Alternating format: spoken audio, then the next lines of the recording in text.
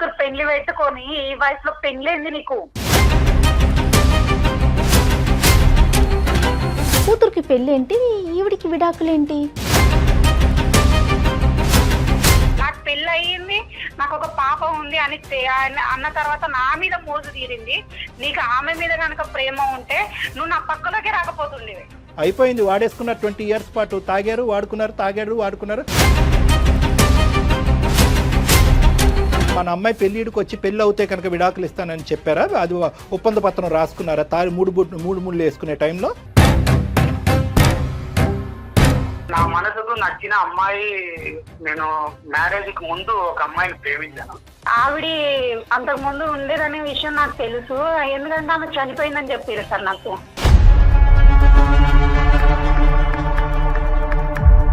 అదేంటండి, ఇంకొక 6 నెలల్లో మీ పాపకి పెళ్లి పెట్టుకున్నారు కదా, పెళ్ళే అవ్వలేదని చెప్పకపోతే ఎట్లాగా ప్రసాద్ గారు? ఆవిడని పెళ్లి చేసుకున్నావు, నేను ఇప్పుడు నీకు ఉంపుడు గతిలాగా ఉండాలి పక్కకి. ఒక బలిపశువు దొరికింది, కట్టేసారా తాడు అని చెప్పారా? అంటే అంతా మీ స్వార్థమేనండి? మనసు చంపుకొని కాపురం చేశాను సార్. నీ కూతురు పెళ్లి చేయాలి, ఇంకో పక్క నుంచి నీ పెళ్లి చేయాలా? మీరేమొచ్చి ఈ పీటల మీద కూర్చోండి, మీ కూతురు ఏమొచ్చి మీ అల్లుడితో పాటు పక్కన వేరే పీటల మీద కూర్చుంటుంది. ఇదేనండి సాంప్రదాయం? ఇదంతా భరించినా కానీ ఆ విడాకులు మాత్రం నేను ఇవ్వలేను బావా. డాక్టర్ కళ్యాణ్ చక్రవర్తి బదులు మీ కూతుర్ని కూర్చోబెట్టాలి ఇక్కడ. మీరు మా ఆవిడ నొప్పింది సార్, ఆమెనైతే మ్యారేజ్ చేసుకోను కానీ ఈవిడ దగ్గరే ఉంటాను. కాకపోతే ఎక్కువ రోజులు ఆమె దగ్గరే ఉంటాను. ఓర్ నీకు తన్నరా బాబు.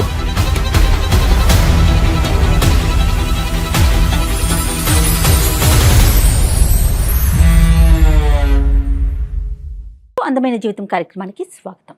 నమస్తే కళ్యాణ్ గారు. సుజయ్ గారు. కళ్యాణ్ గారు, మనకి సుమా అని ఒక ఆవిడ మనకి మెయిల్ చేశారండి. విషయం ఏంటంటే తనకి పెళ్ళై 20 ఏళ్ళు అవుతుంది, కూతురికి ఒక 6 నెలల్లో పెళ్ళట.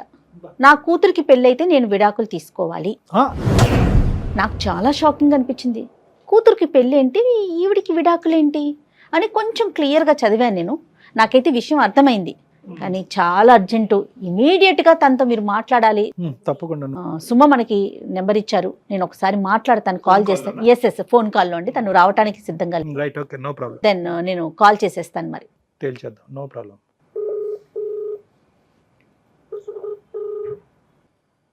హలో, నమస్తే అండి, సుమగారా? అవునండి, ఎవరు? నేను జయానండి, అందమైన జీవితం ప్రోగ్రామ్ నుంచి కాల్ చేస్తున్నాను. మేడం మీ కాల్ కోసం చాలా రోజుల నుంచి వెయిట్ చేస్తున్నా మేడం.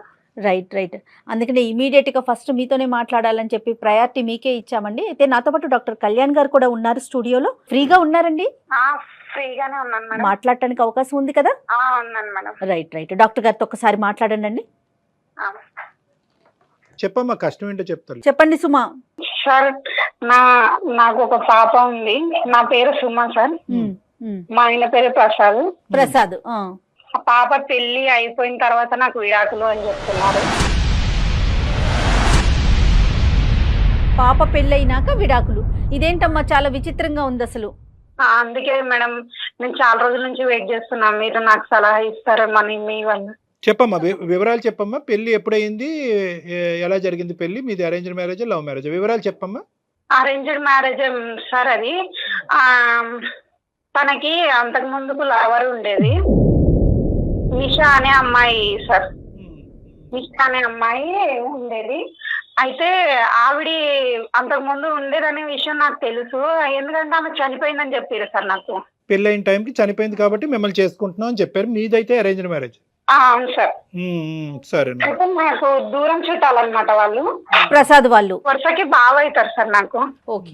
అయితే ఒక 6 నెలలు ఉంది సార్ నా పాప పెళ్లి. కాదమ్మా, పెళ్ళైనప్పుడు మీతో ఎలా ఉండేవాడు ఆయన ప్రసాద్? మీతో అంటే ఆ విషయాన్ని, ఇప్పుడు నిషా అనే అమ్మాయి చనిపోయింది అంటున్నారు, ఓకే, అది మర్చిపోయి సజావుగా అంటే మామూలుగానే ఉండేవాడా? మామూలుగా అంటే ఏదో వస్తున్నా, తింటున్నా, వెళ్తున్నా అన్నట్లే ఉంటుండే మేడం. కుటుంబ బాధ్యతలు అవి తీసుకోవటం అట్లాంటివి ఏం లేవు. ఏం చేస్తుంటాడమ్మా ఆయన? బాధ్యతలు అంటే కొంచెం నార్మల్ గా ఉంటుండే, అంటే ఆయన వల్ల ఇబ్బంది ఏం లేదు. నేను నేనైతే నార్మల్ గానే ఉంటుండే మేడం, నాతో గొడవ పడడం అవి ఇవి ఏం లేవు, కానీ బాగా తాగుతాడు మేడం. అమ్మా, ఒకటి నమస్తే. ఎందుకు తాగుతున్నావు అని చెప్తే మాత్రం నేను ఆ అమ్మాయిని మర్చిపోవడానికి ఆ అమ్మాయి గుర్తొచ్చి నేను తాగుతాను అని చెప్పిండు. నేను కూడా అప్పటి నుంచి నేను ఏం అడగలేదు.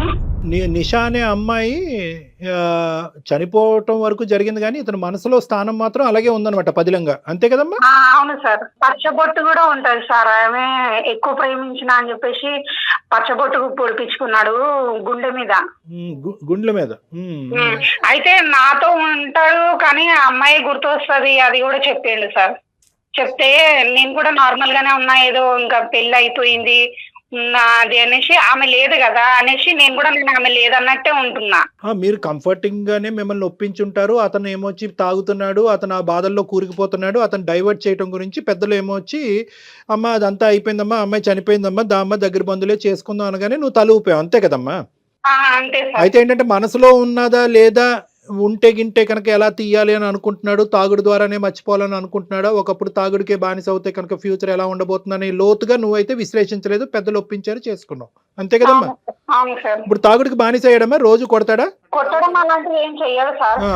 తాగుతాడా? తాగుతాడు అంతే రోజు. సార్. ఏంటమ్మా, వ్యాపారమా ఉద్యోగం అతను చేసేది? జాబ్ చేస్తారు సార్. ఇప్పుడు నీ బిడ్డకి 22 సంవత్సరాలమ్మా? 22 సంవత్సరాలు సార్. ఒకటే పాప? 6 నెలలలో పెళ్లి ఉంది. ఆ పెళ్లి అవగానే నాకు విడాకులు అని నాకు చెప్తున్నాడు సార్. నేను అసలు నేను ఏమైపోవాలి, నేను ఎక్కడికి వెళ్ళాలి, నాకేం తోచట్లేదు సార్. అప్పుడు మా వరకు రాకముందు నువ్వు ఎవరి దగ్గరికి పోలే, అంతే కదా? పోలేదు సార్. నాకు ఎక్కడ ఎవరు చెప్పుకోవాలన్నా నా బాధ తెలియట్లేదు అనిపిస్తుంది. నీకేమనిపిస్తుంది అంటే ఎందుకు ఇంత నిర్ణయం తీసుకున్నాడు అట్లా? నీకే అంటే నీ వరకు నీకేమన్నా తోచిందా తల్లి? నాకేం తెలీదు మేడం. అయ్యయ్యో, పాప వరకు చెప్పావమ్మా? పాపకి ఏమన్నా అర్థమైందా ఇది? పాపకి తెలీదు, వాళ్ళకి తెలిస్తే ఏమవుతుంది ఏంటి అని. అతనితో ఒకసారి మనం మాట్లాడటానికి అవకాశం ఉంటుందా? నేను కాల్ చేయనా సార్? ఒకసారి కనెక్ట్ చేయండి సుమా. చేస్తున్నాను. మీరు మాట్లాడే వ్యక్తి ఆమె పిల్ల ఎక్కడి నుంచి వచ్చింది? దయచేసి లైన్ లో వేచి ఉండండి. చాలా మంది ఇలా ఉంటారండి. పిల్లలే ఇంపార్టెంట్, అంతే. పిల్లలే తను లేనిదే పిల్లలు లేరు, లేదా అతను లేనిదే. హలో, ఏమి టైంలో ఫోన్ చేసిన? ఎక్కడున్నారు మీరు? ఏదో బయట ఉన్నా, చెప్పే వచ్చా కదా. నార్మల్ గా ఫోన్ చేశాను బావా. సరే. ఇక్కడ అందమైన జీవితం అనే ప్రోగ్రామ్ వాళ్ళు కాన్ఫరెన్స్ లో ఉన్నారు, కొంచెం మాట్లాడతారా? ఏంటిది? ఏం లేదు బావా, నార్మల్ గానే. భయపడిపోతున్నా. నమస్తే అండి ప్రసాద్ గారు నమస్కారం అండి. సారీ అండి, మీకు చెప్పకుండా మిమ్మల్ని మేము మీ కాన్ఫరెన్స్ కలపాల్సి వచ్చింది, వేరేలాగా అనుకోవద్దు. నేను జయానండి, అందమైన జీవితం ప్రోగ్రామ్ నుంచి, సుమన్ టీవీ నుంచి కాల్ చేస్తున్నాను. నాతో పాటు డాక్టర్ కళ్యాణ్ చక్రవర్తి గారు కూడా ఉన్నారు. ప్రసాద్ గారు నమస్తే అండి. సార్ నమస్తే సార్. మీకు చెప్పపెట్టకుండా ఫోన్ చేసినందుకు క్షమించండి. పర్లేదు సార్, చెప్పండి సార్. అంటే ఏం లేదు, చిన్న సందిగ్ధ పరిస్థితి, చిన్నదానాలో పెద్దదానాలో లేదంటే తెలియక అంశం తెలియని అంశం తెలియదు, కానీ ఇప్పుడు ఆవిడతో మీరు అన్నారంట పెళ్ళి అనేటటువంటిది ఎంత సంతోషకరమైనటువంటి అంశం, దాంతో పాటు మనకు కూడా మన ఇద్దరి మధ్యన కూడా గుడ్ బై అన్నారంట మీరు. ఏంటండి అది? ఇప్పుడు ఇన్నేళ్ళు మనసు చంపుకొని కాపురం చేశాను సార్. అంటే మా భార్యని తప్పుగా అనట్లేదు. ఒకటి, నా మనసుకు నచ్చిన అమ్మాయి, నేను మ్యారేజ్ కి ముందు ఒక అమ్మాయిని ప్రేమించాను. ఏంటి ఇప్పుడు ఆవిడ చనిపోయింది? సార్ ఇప్పుడు నేను 1997లో హైదరాబాద్ వచ్చాను సార్ కోర్స్ గురించి. Okay sir. అప్పుడు నాకు ఇక్కడ ఒక బస్ స్టాప్ లో ఒక అమ్మాయి పరిచయం అయింది. ఆ అమ్మాయి వచ్చి నర్సు సార్. ఓకే. నేను ఆ అమ్మాయి గాఢంగా ప్రేమించుకున్నాను సార్. ఎంత ప్రేమ అంటే ఒకరిని విడిచి ఒకరు ఉండలేనంత పరిస్థితి. అంటే నా కోర్స్ అయిపోయిన తర్వాత కూడా ఆమె కోర్స్ అయిపోవాలని చెప్పి ఆమె కోసం 3 ఏళ్ళు వెయిట్ చేశాను సార్. Okay okay. నేను ఎంతగా ప్రేమించానంటే మా తల్లిదండ్రులను కూడా అంతగా ప్రేమించాను సార్. అంత ఇష్టపడ్డాను ఆమెని. ఆమె కూడా మిమ్మల్ని, ఆమె కూడా నన్ను అంతే ఇష్టపడింది సార్. ఓకే. అది మేము మ్యారేజ్ చేసుకున్నామని ఇంట్లో వాళ్ళని ఒప్పిద్దామని చెప్పి, ఆమె మా ఇంట్లో వాళ్ళు నేను ఒప్పిస్తాను, మీ ఇంట్లో వాళ్ళు మీరు ఒప్పించండి అని చెప్పి మేము ఊరికి వచ్చేసాను సార్. నేను వచ్చేసిన తర్వాత ఒక 1-2 నెలలు అయింది సార్. ఆమె నుంచి ఏ రెస్పాన్స్ రాలేదు సార్ నాకు. ఇంకా నేను పిచ్చెక్కి ఏమైందని ఒక టీవీలో ఎదార్తో ఆమె కోసం ఎంక్వైరీ చేశాను సార్. వాళ్ళ ఊరికి వెళ్ళాను. వాళ్ళ ఊరికి వెళ్తే ఆమె చనిపోయింది లేదండి, వాళ్ళ అమ్మ వాళ్ళ నాయన కానీ ఎక్కడి నుంచి వచ్చారు, ఆమె చనిపోయింది, అందుకు వాళ్ళ అమ్మ వాళ్ళ నాయన కూడా వెళ్ళిపోయారు అని చెప్పారు. ఎవరు చెప్పారండి? వాళ్ళ స్నేహితులు, బంధువులు అట్లా ఎవరు? పక్కన ఇంటి దగ్గర ఉంటారు కదా. Okay okay. ఎలా చనిపోయింది? వాళ్ళు అది చెప్పలేదు మేడం. చనిపోయింది అని అంటేనే నేను ఆ షాక్ గురైనా మేడం. అసలు ఏమీ అడగలేదు మేడం. ఇంకా చనిపోయింది అంటేనే నా ప్రాణం ఇంకా లేదు మేడం అనుకుని ఇట్లు నెయ్యి తిరిగాను మేడం. ఏం చేయాలో తెలియట్లేదు. అప్పుడు ఒక తాగుడుకు బానేసాను, ఏం చేయాలో తెలీదు. ఇంకా అసలు డిఫరెన్స్ లేక వెళ్ళిపోయాను మేడం. మా అమ్మ మా నాన్న ఇంకా వీడిలాగా ఉంటే పిచ్చోడైపోతాడని చెప్పి మా దూరప చుట్టాలమ్మాయి మేడం, మా బంధువులు సుమా మా దూర బంధువులు. కాకపోతే నేను ఒకటే చెప్పాను మేడం, వాళ్ళమ్మ వాళ్ళ నాన్నగా చెప్పండి, నా మ్యాటర్ చెప్పండి, నేను ఇలా ఒక అమ్మాయిని ప్రేమించానని చెప్పి మళ్ళీ ఆ అమ్మగాని చెప్పండి ఒక మాట. ఎందుకంటే రేపు పొద్దున తెలిసినా గానీ మనస్పర్ధలు రాకూడదు మా ఇద్దరి మధ్యలో అని చెప్పాను మేడం. చెప్పాను మేడం.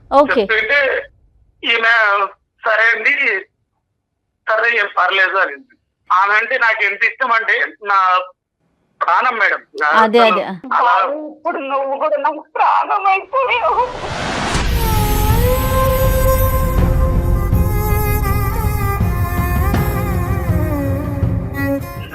నువ్వు ఏడవద్దు. నేనేం చేయాలి చెప్పు. ఇప్పుడు నేను ఇన్ని రోజులు ఉన్నా కదా మీకోసం, 23 నుంచి ఉన్నా కదా. ఇప్పుడు నా కోసం నేను కానీ ఉండాలి కదా.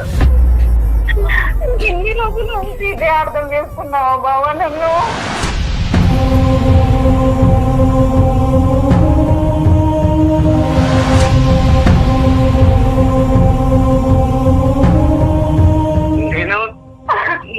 నువ్వు నన్ను అర్థం చేసుకోవట్లేదు. నా మనసు నువ్వు అర్థం చేసుకోవట్లేదు. నువ్వు నన్ను అర్థం చేసుకుంటే ఇట్లా బాధపడి చెప్పవు. సరే బావా. ప్రసాద్ గారు సుమా శారీరకంగా కానీ ఎందులోనన్నా నిన్ను ఇబ్బంది పెట్టానా? నేను అన్నానా? నాలో ఏమన్నా లోపం ఉందా బావా? లేదమ్మా, నేను చెప్తానా? లేదు అవన్నీ. కాకపోతే నేను నీకు తెలుసు నా మనసులో ప్రేమ ఉందని. కాకపోతే నేను ఆ ప్రేమ నీకు తెలుసు నా ప్రేమ వేరే. ఇంకంతా భరించినా కానీ ఆ విడాకులు మాత్రం నేను ఇవ్వలేను బావా.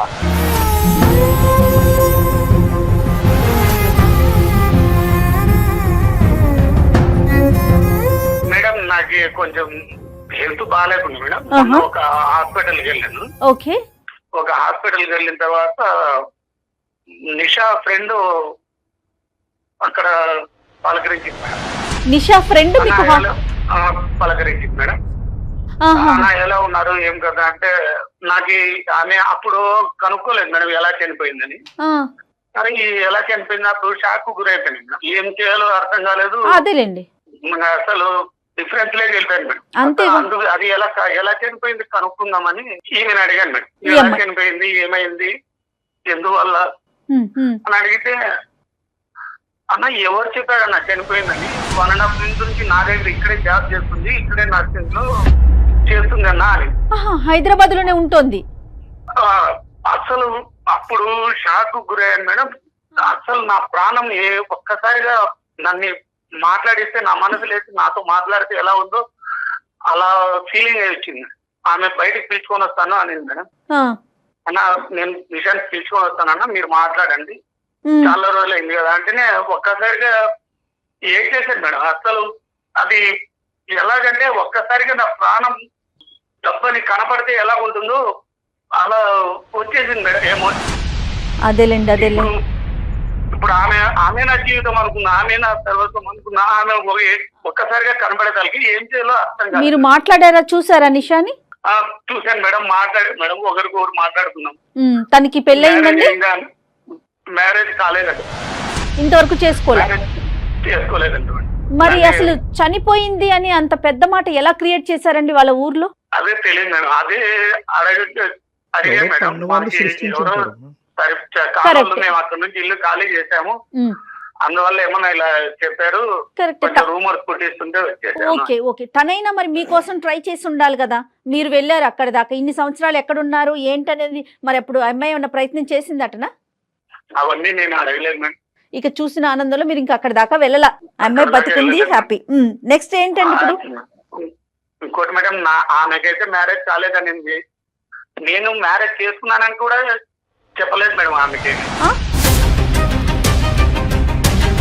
అదేంటండి, ఇంకొక 6 నెలల్లో మీ పాపకి పెళ్లి పెట్టుకున్నారు కదా, పెళ్ళే అవ్వలేదని చెప్పకపోతే ఎట్లాగా ప్రసాద్ గారు? అంటే మీ ప్రసాద్ గారు, సార్ మీ బాధను నేను అర్థం చేసుకోగలను. ఇనీషియల్గా ఏంటంటే ఫోన్ కలపగానే నానా బూతులు తిడదాం అనుకున్నాను నేను అసలు మిమ్మల్ని. కానీ ఎక్కడైతే కనుక మీరు ఆ ప్రేమ అనేటటువంటి పదం, ఆ గాఢమైనటువంటి బంధం గురించి మాట్లాడారో ఆటోమేటిక్గా నేను సౌండ్లెస్ అయిపోయాను. జయ గారే అన్నీ అడిగారు. ఇప్పుడు మాత్రం నాకు ఇది నచ్చట్లేదు. మీకు పెళ్ళి అయిందనే అంశం ఏం దాచిపెట్టవలసిన అవసరం ఏమి? అంటే ఆ సిచ్యువేషన్ లో చెప్పలేకపోయాను సార్. ఆమె మ్యారేజ్ నా కోసం వెయిట్ చేస్తుంది. తను చేసుకోలేదు కదా, నేను చేసుకున్నానని చెప్తే ఎలా అర్థం చేసుకుంటుందో అని మీరు ఆగిపోయారు, అంతేనండి? అంతే మేడం. ఓకే ఓకే, అంతేనా? లేదంటే ఆలోచించి తర్వాత చెప్దామని అనుకున్నారా? ఇప్పుడు పెళ్ళి అయింది ఒకటి ప్రసాద్ గారు, పెళ్ళి అయ్యిందా అని అడిగితే కనుక అయ్యింది అనేది మీరు దాచిపెట్టడానికి అంటే ఏమని చెప్పారు? అక్కడ అవ్వలేదని చెప్పారా, లేదంటే ఏదో చెప్పాలి కదా సమాధానం? అంటే సార్ అడిగితే అంటే నిదానంగానే ఇలా చెప్తామని ఇంకా అనుకున్నాం సార్. ఆమె మాట దాటేసేసారు, దాటి డైవర్ట్ చేశాను సార్. మరి స్వార్థం కదా సార్ అది. ఇప్పుడు వరకు ప్రేమ అన్నారు, జీవితం అన్నారు, ఆ అమ్మాయి నా సర్వస్వం అన్నారు. ఆ అమ్మాయి పక్కన భార్యని లైన్లో పెట్టి పాపం ఆ అమ్మాయి ఇంకా బతుకుంది, అది గ్రేట్. మీ ఆవిడకి శతకోటి వందనాలు. అవును మేడం, శతకోటి వందనాలు మీ భార్య గారికి. ఆవిడకి పాదాభివందనాలు చేయాలి నిజంగా. ఎందుకంటే కనుక ఒక ఆడది 20-21 సంవత్సరాల పాటు భర్త మనసులో వేరే వాళ్ళ స్థానంలో పెట్టుకున్న భర్త 1-10 సార్లు పక్కన పడుకున్నా, కుర్చీలో కూర్చున్నా, భోజనం వడ్డిస్తున్నా, ఇవన్నీ కూడా నువ్వు నాకు సేవకురాలుగానే చేస్తున్నావే కానీ నీ మనసులో నీకు స్థానం లేదు అనేటటువంటి మాట వింటూ భరిస్తూ ఆవిడ ఇక్కడి వరకు ప్రయాణం చేస్తుంది. చూడండి, ఈ దరిద్రమైనటువంటి న్యూస్ వినటం గురించి ఆవిడకి హ్యాట్స్ ఆఫ్ నిజంగా. కేవలం దాచిపెట్టడానికి కారణం ఏంటంటే మీకు ఒక ప్లాన్ ఆఫ్ యాక్షన్ అనేది ముందుగానే క్రియేట్ అయింది. ఏంటంటే ఇక్కడికి రావాలి, ఇక్కడికి మీ భార్యకి ఏదైతే ఇప్పుడు ఒక బ్రేకింగ్ న్యూస్ చెప్పారో గుడ్ బై చెప్పాలి అనేటటువంటిదా? అందుకే సరే ఇప్పుడు మా ఆవిడకి ఆల్రెడీ తెలుసు సార్. ముందే నేను మ్యారేజ్ ముందే అని చెప్పాను. నా మనసు ఆవిడ చనిపోయిందని కదా తెలుసు సార్. గురుగారు, నేను చాలా ముదురు క్యాండిడేట్. నాకు ఇలాంటి అంశాలు నాకు బాగా తెలుసు. ఏమని చెప్పారు? ఆ అమ్మాయి నా మనసులో ఉందనే చెప్పారు కానీ రేపొద్దున చచ్చి ఆ అమ్మాయి బతికిన తర్వాత నీకు విడాకులు ఇస్తానని చెప్పారా? లేదంటే మన అమ్మాయి పెళ్ళిడికి వచ్చి పెళ్ళి అవుతే కనుక విడాకులు ఇస్తానని చెప్పారా? అది ఒప్పంద పత్రం రాసుకున్నారా? మూడు ముళ్ళు వేసుకునే టైంలో పెద్దవాళ్ళకి చెప్పారా? సార్ ఒకటి సార్, చనిపోయిన అమ్మాయి బతికొస్తుందని నేను అనుకోలేదు కదా. అనుకోనప్పుడు ఇప్పటికి కూడా చనిపోయిందని అనుకోవాలి. Point to be noted sir. అసలు ఈ విషయం సుమాకి తెలుసా? ఈ అమ్మాయి నిషా బతికుందన్న విషయం నాకు అదొక డౌట్ వస్తుంది. అమ్మ తను సైలెంట్ అయిపోయింది కదా. సైలెంట్ అయిపోయి ఏంటమ్మా నిషా బతుకుందంట? నాకేం మాట్లాడాలో కూడా అర్థం కావట్లేదు సార్. ఇన్ని రోజులు నేను సైలెంట్ గా ఉన్నా అని చెప్పి ఇక్కడ దాకా తీసుకొచ్చిన వాళ్ళు. ఇప్పుడు మిలియన్ల నుంచి నీకు తెలుసు, నా మనసు తెలుసు, ఎప్పుడన్నా ఇప్పుడైనా ఇంకా ఎప్పటి నుంచో సాగుతుందా ఈ రంకు వ్యవహారం?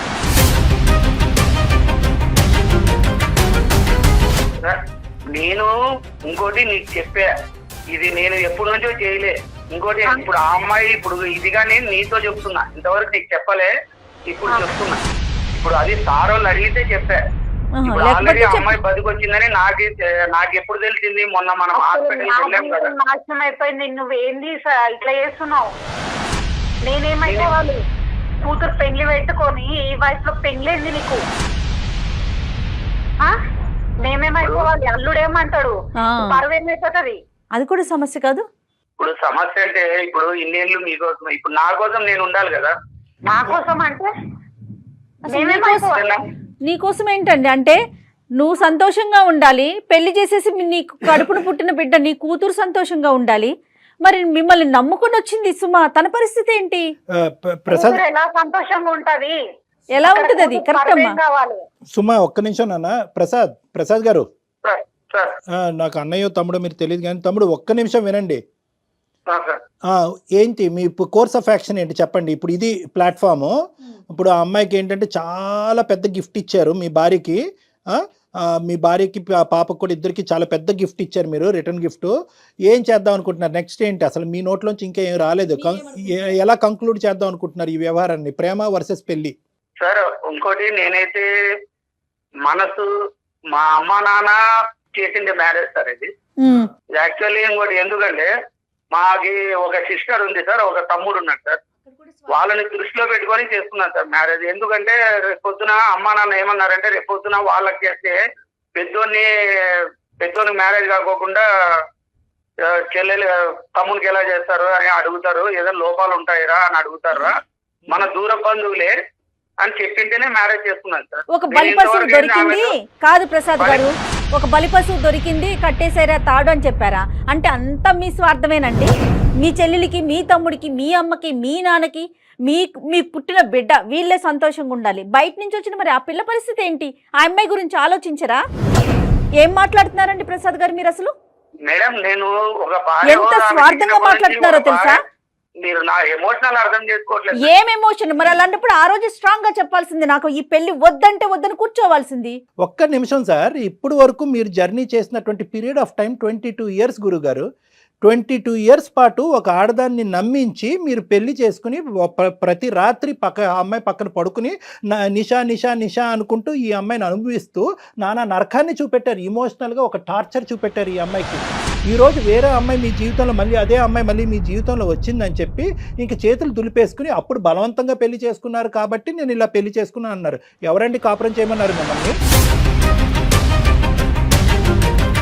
నేను మా సంసార జీవితంలో ఆమెకి ఏ రోజన్నా నేను ఏదైనా తాగినా తిన్నా, ఏ రోజైనా కొట్టానా తిట్టానా? మీ డెఫినేషన్లో ఒక ఆడదాన్ని ఏడిపించేటటువంటి లిస్ట్ ఆఫ్ థింగ్స్లో మీ డెఫినేషన్లో కేవలం తాగి కొడితేనే అది వస్తుందా, లేదంటే ఇది ఇంకా హింస అండి? అదే అండి ఒక ఆడది ఆశించేది? ఇది కాదా ఇమోషనల్ టార్చరు? ఈ అమ్మాయే ఒక వ్యక్తిని ప్రేమించింది, ఆ వాడు చనిపోయాడు, పెద్దవాళ్ళు తీసుకొచ్చి ఆ అమ్మాయి మారట్లేదని చెప్పి మీకు పెళ్లి చేశారు. ప్రతిరోజు ఈ అమ్మాయి మీ పక్కలో ఉంటూ వాడిని తలుచుకుంటూ మీ పక్కన పడుకుంటుంది. ఒప్పుకుంటారా? సార్ ఇప్పుడు మీరే అడగండి సార్, ఆమెకేమన్నా అది అనవసరం ప్రసాద్ గారు. మీకు మాటలు రావట్లే, మాటలు ఎత్తుక్కుంటున్నారు. ఎందుకంటే కనుక మాటలు దొరలుతున్నాయి. మాటలు ఎందుకు ఎత్తుకుతున్నారు, దొరలుతున్నాయి అంటే కనుక మీ మనస్సాక్షికి ఇక్కడ తెలుసు మీరు తప్పు చేస్తున్నారని చెప్పి, అన్యాయం చేస్తున్నారని చెప్పి. ఇక్కడ కూర్చోవలసింది నేను కాదు, ఈరోజు నేను కాదు. ఇక్కడ ఎవరిని కూర్చోబెట్టాలో తెలుసా? ఈ స్థానం నిర్ణయం తీసుకోవాల్సినటువంటి ఈ స్థానంలో డాక్టర్ కళ్యాణ్ చక్రవర్తి బదులు మీ కూతురిని కూర్చోబెట్టాలి. ఇక్కడ కూర్చోబెడదామా? ఉందా? దమ్ముందా మీకు? మీ కూతురిని తీసుకొచ్చి ఇక్కడ నా కుర్చీలో కూర్చోపెడదాం, లైవ్లో చూపెడదాం. ఆ అమ్మాయి నిర్ణయం తీసుకుంటుంది, పెళ్లి చేసుకుంటుందా లేదా, ఇప్పటి వరకు నా నాన్న ఏం చేశాడు ఏం చేయలేదు అని చెప్పి మీకు సన్మానిస్తుందా, క్యాంటీన్ నుంచి మీ మొహం మీద ఉమ్మేస్తుందా, అప్పుడు చూద్దాం. తప్పుగా అనుకోకండి నా మాటలు. ఇదంతా కూడా స్వార్థం అంటారండి జీవితం అనరు. స్వార్థం. సార్ నేను మ్యారేజ్ అయిపోయిన తర్వాతనే ఇస్తానన్నాను సార్. ఏంటి మ్యారేజ్ అయిన తర్వాత ఇచ్చేది? ఇస్తరాకు ఏమిస్తారండి? ఇస్తరాకులు ఇస్తారా మ్యారేజ్ అయిన తర్వాత? తమలపాకులు ఇస్తారా? ఏంటండి లెక్క? మీరు నాకు చాలా డౌట్. సారీ నేను ఇలా అంటున్నా, నన్ను అనుకోకండి. మీరిద్దరూ ముందు నుంచే మీరు నిషాతో కాంటాక్ట్లో ఉన్నారు. మీ ప్రయాణం ఇంతకు ముందు నుంచే నడుస్తుంది. పాప పెళ్లి డిక్లేర్ అయిన తర్వాత 6 నెలల తర్వాత పెళ్లి అవుతుంది అనేటప్పటికీ మీరు ఇప్పుడు ఈ నిర్ణయం తీసుకుని మా దగ్గరికి వచ్చి కూర్చున్నారు కొత్త డ్రామాతో. సార్ లేదు సార్, మా కూతురు మీద ఒకటి సార్, నాకు అన్ఎక్స్పెక్టెడ్ గా కూతురు మీద ఒట్టేయకండి. కూతురు మీద ఒట్టేసే హక్కు లేదు మీకు. అన్ఎక్స్పెక్టెడ్ గా జరిగినటువంటి దాన్ని మేము అందరూ అక్షింతలేసి దీవించాలి. అక్కడ ఒక పక్క నుంచి నీ కూతురు పెళ్లి చేయాలి, ఇంకో పక్క నుంచి నీ పెళ్లి చేయాలా? నీ అని మొదలవుతుంది ఇప్పుడు నా భాష. మీరేమొచ్చి ఈ పీటల మీద కూర్చోండి, నీ కూతురు ఏమొచ్చి మీ అల్లుడితో పాటు పక్కన వేరే పీటల మీద కూర్చుంటుంది. ఇదేనండి సాంప్రదాయం? ఇదే నా కుటుంబ వ్యవస్థ? ఇదే నా పెళ్ళి? ఏమండి మీరు తాగి చనిపోయి ఉంటే కనుక నో ప్రాబ్లం, ఇక్కడ ఎవరు బాధపడి ఉండేవారు కాదు. ఇక్కడ మీరేంటంటే మీరు అంటూ ఒక నమ్మకంగా ముందుకొచ్చి పెళ్లి చేసుకున్నారు. సుమా వచ్చి ముందుకొచ్చి, నేను ఇందాక సుమాని తిట్టాను, నేను ఇందాక ఏమమ్మా ఒక మగాడు వచ్చి అంత దరిద్రంగా నీ పక్కన కూర్చొని మాట్లాడుతూ ఉంటే కనుక నువ్వు ఖండించరాదు, మనిషిని ఎక్కడ నిలబెడతాంటే జయ గారు అన్నారు. ఎంతమంది ఆడవాళ్ళకి ఆ ధైర్యం వస్తుందంటే నో, మొక్కగా వంగంది మానయ్య వంగదు. మీకు అలవాటైపోయింది. మీ మందు ఎలాగైతే మీ శరీరంలో ప్రవహిస్తుందో ఈ నిషా ఏమొచ్చి ఒక నషా కింద అయ్యి మీ శరీరంలో ప్రవహిస్తుంది. దీన్ని ఆనకట్ట వేయవలసినటువంటి పరిస్థితి పెళ్ళైనటువంటి కొత్తలోనే ఈ అమాయకురాలు చేసుంటే కనుక ఈ దరిద్రం ఈరోజు చూసేటటువంటి అవసరం ఉండదు. మీరేదో సినిమా స్టోరీ చెప్తే ఇక్కడ చెవుల్లో పువ్వులు పెట్టుకుని ఎవరు లేడండి. తెలియదు సార్, అసలుకి నాకు ఆమె చనిపోయిందని అనుకున్నాను, కానీ ఇలా నా కథ మలుపుతుందని నేను ఎప్పుడు అనుకోలేదు. ఏ కథ మలుపు? వాళ్ళ జీవితంలో మలిపేమో. వాళ్ళు ఏదో పెద్ద సినిమా తీసుకోండి మీరిద్దరు కలిపి, జీవితాన్ని మంచి స్టోరీ రైటర్ ఎవరైనా డైరెక్టర్ ప్రొడ్యూసర్ ఉంటే కనుక ఈ సినిమా స్టోరీ చెప్పి మళ్ళీ కలిసినటువంటి పాత ప్రేమ హింస పెట్టి బాధ పెట్టి భార్యను పంపించేశాడు అనేది ఏమైనా స్టోరీ పెట్టుకుంటే స్టోరీ లైన్ చేసుకోండి. కానీ ఇవేం మేము నమ్మటానికి లేము. ఇప్పుడు మీరు ఏం చేద్దాం అనుకుంటున్నారు? ఒకటి మీరు ఏం చేద్దాం అనుకుంటున్నారు నాకు చెప్పండి. ఆవిడనే చెప్పమానండి సార్, ఏం చేద్దాం? ఆవిడెందుకు చెప్తుందండి? నషాని తీసుకొచ్చింది మీరు, మీ ఆవిడ కాదు. ఏం చేద్దాం అనుకుంటున్నారు? నిషాతో ఏం చేస్తారు, సుమతో ఏం చేస్తారు, మీ కూతురుతో ఏం చేస్తారు? అది ఫస్ట్ లెక్క తేల్చండి. ఇక్కడ తర్వాత మీతో మాట్లాడు. మీరు మా ఆవిడ నొప్పింది సార్, ఆమెనైతే మ్యారేజ్ చేసుకోను కానీ ఈవిడ దగ్గరే ఉంటాను. కాకపోతే ఎక్కువ రోజులు ఆమె దగ్గరే ఉంటాను. గాడిది గుడ్డేం కాదు. ఇప్పుడు ఏం మాట్లాడుతున్నారు మీరు? ఏంటండి మాట్లాడేది మీరు? అంటే ఏంటి, భార్యని ఇక్కడ పెట్టుకుని పక్కన ఇంకో దాన్ని ఉంచుకుంటారా? మీరు ఎన్ని రోజులు వస్తారో మాకు అర్థమైందిలేండి. ఇంకా అక్కడే తెచ్చేస్తారు. ఇక్కడ రావడానికి మీకు డెస్టినేషన్లో ఇక్కడ ఏం లేదు కదా. మీకు అట్రాక్షన్ అయిపోయింది. వాడేసుకున్నారు 20 years పాటు. తాగారు, వాడుకున్నారు, తాగారు, వాడుకున్నారు. సుమా వింటున్నావమ్మా ఆయన ఏమంటున్నారు? అలాగని ఎలాగంటారు సార్? ఇంకోటి, ఒక అమ్మాయి మనకు నచ్చిన అమ్మాయి దగ్గర ఉంటానని అనుకోవచ్చు కదా సార్ మీరు. నేను కూడా మీరు నాకు మనసు నచ్చారనే కదా నేను చేస్తున్నా మీతో సంసారము. అంటే మీరు ఏమనుకుంటున్నారు ఇప్పుడు? అంటే ఆవిడని పెళ్లి చేసుకున్నావు, నేను ఇప్పుడు నీకు ఉంపుడు గతిలాగా ఉండాలి పక్కకి. ఆమె మ్యారేజ్ చేసుకోను, నిన్ను వదిలిపెట్టాను. నువ్వు అంతగా పెళ్లి కాలేదనేసి నువ్వు ఆమె ఎంట పడతావా? ఇప్పుడు నాకు పెళ్లి అయ్యింది, నాకు ఒక పాప ఉంది అని అన్న తర్వాత నా మీద మోజు తీరింది. నీకు ఆమె మీద కనుక ప్రేమ ఉంటే నువ్వు నా పక్కలోకి రాకపోతుంది. బిడ్డను కూడా కనకపోతుండే. అసలు నిషా కూతురు ఉందని యాక్సెప్ట్ చేస్తుందేమో, అప్పుడు చూద్దాం. అక్కడ దాచిపెట్టాడు. నిదానంగా చెప్దాం అనుకున్నాను మేడం. ఆ అమ్మాయి నా కోసం వెయిట్ చేసిందంటే ఆమె నన్ను ఎంత ప్రేమిస్తుందోనే నేను అనుకుంటున్నా. ఏం మాట్లాడుతున్నా? నా ప్రేమ అర్థం కాలేదు, దాని ప్రేమ నీకు అర్థమైంది. 20 ఏళ్ళు కాపురం చేసింది. ఏమయ్యా, ఏదయ్యా ప్రేమ? ఏంటి ప్రేమ? సంసారం చేసింది నా దగ్గర. నీ భార్య నీకు ఇచ్చింది ప్రేమ కాదా? నీ కూతురు నమ్ముకుని ఇప్పుడుతో పాటు నీతో పాటు తండ్రి ఎంతో పవిత్రమైనటువంటి మనిషి అని చెప్పి ఊహించుకుంటుంది. బొమ్మలాగా ఉన్న ఇంట్లో కదా, నువ్వు ఆట ఆడితే నువ్వు ఆడేలాగా. ఒకటి ప్రసాద్ గారు, నేను ఒక్కటి చెప్తున్నాను వినండి. మీలో కూడా ఎక్కడో చోట మంచితనం అనేది, మానవత్వం అనేది ఉంది అనే నమ్మకంతో కూడా నేనేంటంటే ఇంకో లెవెల్కి వెళ్లకుండా చాలా మర్యాదపూర్వకంగా నేను మాట్లాడుతున్నాను. ఇప్పటికీ కూడా నాకు మీ మీద ఎటువంటి ద్వేషం లేదు, నేను మీ శత్రువుని కాదు. ఒక మానవతా దృక్పథంతో మీకు మీ ప్రేమ అనేది ఎంత ఇంపార్టెంటో మీరు మీ భార్యకి మీ కూతురికి అంతే ఇంపార్టెంట్. ఇది ఫస్ట్ గుర్తుపెట్టుకోండి. నెంబర్ 1. నెంబర్ 2, ఎట్టి పరిస్థితుల్లో మీ భార్య మీకు విడాకులు ఇవ్వదు. మీరు తాగుడు ఆపేసి మీరు చేసినటువంటి తప్పు ఏంటి అనేది రియలైజ్ అయ్యి ఇప్పుడు కానీ తర్వాత కానీ ఇక్కడ జరిగేటటువంటి వాస్తవ పరిస్థితి మీ నిషాకి చెప్పండి. Most important. ఎందుకంటే ఆ అమ్మాయికి మెడకాయ మీద తలకే ఉంటే కనుక నిజంగా ఆ అమ్మాయిలో ఒక ఆడది అనేటటువంటి ఒక మానవత్వం అయినటువంటి ఒక యాంగిల్ ఉంటే కనుక సచ్చినా కూడా ఇందులో వేలు పెట్టదు. నెంబర్ 1 నేను అనుకుంటున్నా. ఆ అమ్మాయి కేరళ ఉందండి. నేనైతే ఒకటే అనుకుంటున్నా, నేనైతే ఆమె నన్ను ఇప్పటికీ ఇష్టపడుతుంది కాబట్టి. సార్ ఒక్క నిమిషం. మీరు ఏమన్నా ఊహించుకోండి గురుగారు. ఎందుకంటే మీ ప్రేమ అనేటటువంటి దాని మీద మీకు చాలా బలమైనటువంటి నమ్మకం ఉంది కాబట్టి మీరు ఎన్నన్నా కథలు అల్లుకోండి, ఏమన్నా ఊహించుకోండి. కానీ నా ప్రేమ కనిపిస్తలేదు సార్, ఆమె ప్రేమనే కనిపిస్తుంది. అది ఒక మత్తమ్మ. నషా పెట్టింది ఇక్కడ. ఒక్క నిమిషం వినండి, నేను చెప్పేది. ఆ మత్తు తీరాలంటే నేను లెక్క చెప్తాను. ఒక్క నిమిషం. నీ భార్య అయితే విడాకులు ఇవ్వదు. నెంబర్ 1. నిషాకి చెప్పండి. నిషా నేను అనుకోవటం 210% వద్దురా Accept బాబు, చేయదు.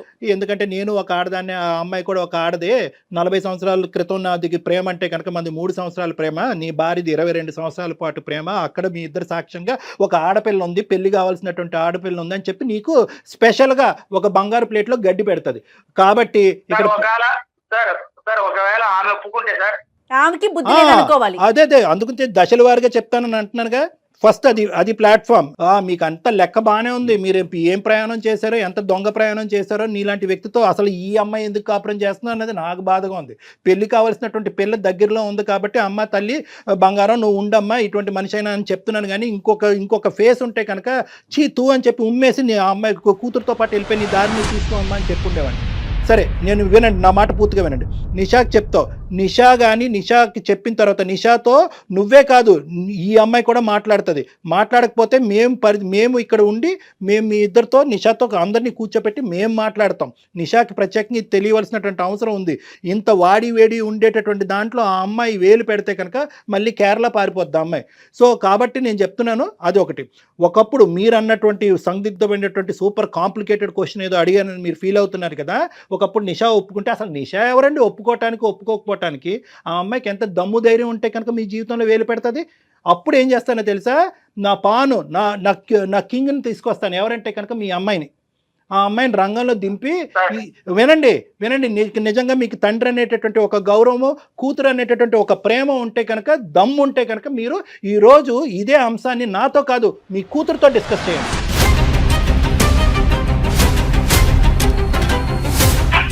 సార్ అమ్మాయి తీసుకురావద్దండి సార్, అమ్మాయికి చెప్పద్దండి సార్.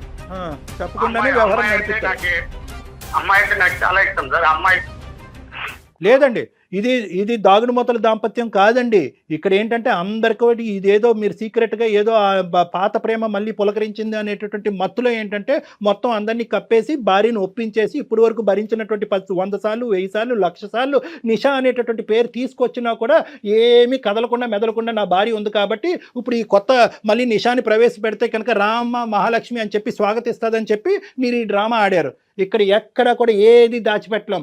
మీ తల్లిదండ్రులకు తెలుస్తుంది, ఆ అమ్మాయి తల్లిదండ్రులకు తెలుస్తుంది, నిషాకి తెలుస్తుంది, మీ కూతురికి తెలుస్తుంది, సమాజంలో ఎవరైతే కనుక మీ ఇద్దరి జీవితంలో ఉండేటటువంటి ముఖ్యమైనటువంటి వ్యక్తులు ఎవరైతే ఉన్నారో అందరికీ తెలుస్తుంది.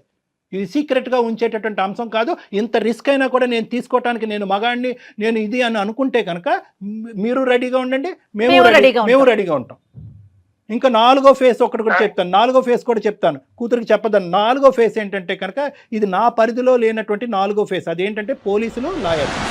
ఆ ఫేస్కి కూడా మీరు మెంటల్గా ప్రిపేర్ అవ్వండి. ఇన్ని దాటుకుని మీరు ఆ నిషాని కాపాడుకునే ప్రయత్నం చేస్తారా? ఎవడ కర్మ రాసి పెట్టుందని చెప్పి మేము వదిలేస్తాం.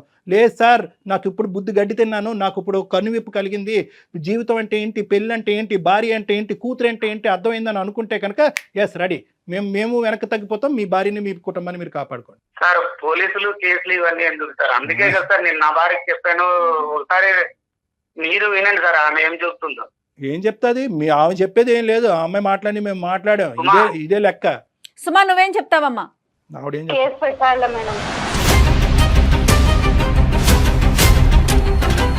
కేసు పెట్టాలి. Very good. కేసు పెట్టాలి, తప్పకుండా పెట్టాలి. నేను వస్తాను నీతో పాటు. నువ్వు స్ట్రాంగ్ గా మాట్లాడాలి తల్లి, నువ్వు స్ట్రాంగ్ గా మాట్లాడాలి. కాబట్టి ఇప్పుడు ఇక్కడ దాకా తీసుకొచ్చావు. అవును మేడం. ఇప్పటికైనా మారాలి. ఇంకా ఎన్ని రోజులని కప్పి పెడతారమ్మా, ఎన్ని రోజులని కప్పి పెట్టుకుంటారు ఇలాంటి విషయాలన్నా? డాక్టర్ గారు చెప్పినట్టుగా నేనేమనుకున్నా అంటే ఉన్నాడు కదా ఏదో ఉంది, నన్ను చేసిర్రు, మా అమ్మ వాళ్ళ పరువు పోకూడదు. తల్లి అమ్మ పరువు నీ ఒక్కవైపే కాదు కదా, రెండు వైపులా ఉండాలి. నేను గాని మా అమ్మ మా నాన్న కోసము, ఇప్పుడు మన కూతురు కోసమే కదా నేను గాని ఉన్నాను. ఇప్పుడు నీకు సిగ్గుందా? నీ కూతురు పెళ్లి పెట్టుకుని మరి అట్లా చేసుకున్నావు? ఒక్క మాట చాలు. పొద్దున్న ఆ పిల్లని వాళ్ళ అత్తవారింటి వాళ్ళు సరిగ్గా చూసుకుంటారా? వాళ్ళ ఇంట్లో ఎట్లా అవుతుంది? మీ అమ్మ మీ నాన్న విడిపోయిండ్రు, నువ్వు కూడా ఇట్లనే. ఆమెకి ఎంత టార్చర్ ఉంటది, ఆమె కూడా ఇట్లనే అయిపోవాలా? ఆమె జీవితం గురించి ఆలోచించినావా? ప్రసాద్, నేను ఒకటి సింపుల్ గా చెప్తున్నాను, నువ్వు ఏదన్నా మత్తులో ఉండుండొచ్చు, నా మాట విను ఒకసారి ఆలోచించు. ఇందాక నేను మొదలు పెట్టిన మాటతోని ఇప్పుడు ఎండ్ చేస్తున్నాను. నేను నిషా ఇప్పటికీ కూడా చనిపోయింది, ఇదే ఒక్కటే పాయింట్. ప్లీజ్ ఆమెను బతికించద్దు, ప్లీజ్ ఆ అమ్మాయిని బతికించద్దు. అంటే నేను ఏమంటున్నానంటే మానసికంగా చెప్తున్నాను. ఆ అమ్మాయి జీవితాన్ని కొనసాగుతుంది. ఆ అమ్మాయి పెళ్లి చేసుకుంటుందా ఇంకోటి చేసుకుంటుందా అనేటటువంటిది ఆ అమ్మాయి ఇష్టం. ఉద్యోగం చేసుకుంటుంది. నువ్వు డిస్టర్బ్ అయ్యి దయచేసి ఆ అమ్మాయిని డిస్టర్బ్ అవ్వద్దు. మీరిద్దరు కూడా ఎటువంటి కాంటాక్ట్లో ఉండొద్దు. ఒకప్పుడు కాంటాక్ట్ గురించి ఇలా పరితపించిపోతుంటే కనుక నేను ఒకడిని ఉన్నాను. నేను మీ ఇద్దరికి కూర్చోపెట్టి ఏది కరెక్ట్ ఏది రాంగ్ అని చెప్పి మిమ్మల్ని ఇద్దరిని పూర్తి స్థాయిలో జీవితాంతం విడగొట్టేటటువంటి ప్రయత్నం చేస్తాను. సిగ్గు లేకుండా చెప్తున్నా, విడగొట్టేటటువంటి ప్రయత్నం చేస్తాను నిన్ను నిషాని. ఎందుకంటే ఒక కుటుంబాన్ని, ఒక వ్యవస్థని, ఒక మ్యారేజ్ని కాపాడుకోవాల్సినటువంటి ప్రయత్నంలో ప్రేమని చంపటంలో ఎటువంటి తప్పు లేదు. ఎగ్జాక్ట్లీ కళ్యాణ్ గారు, ఒక దొంగ ప్రేమను చంపటంలో కరెక్ట్ గా చెప్పారు. మీరు ఉండలేకపోతే ప్రసాద్ గారు ఒక్కసారి డాక్టర్ గారు అపాయింట్మెంట్ తీసుకొని మీరు పర్సనల్ గా మీరు మీ వైఫ్ నిషాని కూడా రమ్మంటారు కళ్యాణ్ గారు. అంతే, అమ్మాయిని కూడా పిలిపి ఆ అమ్మాయిని కూడా పిలిపించి ఒక్కసారి మీరు డాక్టర్ గారి దగ్గర కౌన్సిలింగ్ కి రండి. ఒక 2 సెషన్స్ కూర్చోండి, ఆ తర్వాత మాట్లాడదాం ఈ విషయం. ఇది చాలా మంచి గడియలు. మీ అమ్మాయి ఎంతో ఆనందంగా ఉంది, మంచి పెళ్లి సంబంధం వచ్చిందని ఆ అమ్మాయి చెప్పింది మీ భార్య. దయచేసి ఈ మధుర క్షణాలని చెడగొట్టుకోకండి ప్లీజ్. మీ వల్ల పిల్లల జీవితం నాశనం చేయకండి సార్. మీరు చెప్తుంటే ఇప్పుడు నాకే అర్థమవుతుంది సార్.